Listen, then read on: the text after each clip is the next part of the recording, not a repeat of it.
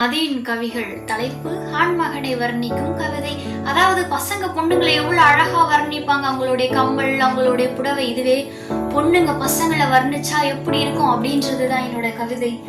உனது விரல்கள் மீசையை முறுக்கும் அழகு என்னடா, உனது நெற்றியின் ஓரம் வியர்வை முத்தாக மலர்ந்து காதின் ஓரம் கடந்து கழுத்தில் முத்தமிடும் அழகு அவளப்படா.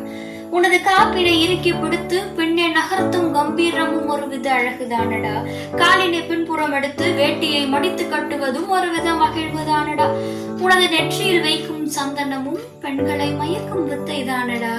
உனது தலைமுடியை கோதிவிட்டு பெண்களை பார்க்கும் ஒரு காந்த பார்வை ஒரு வித மயக்கம் தானடா.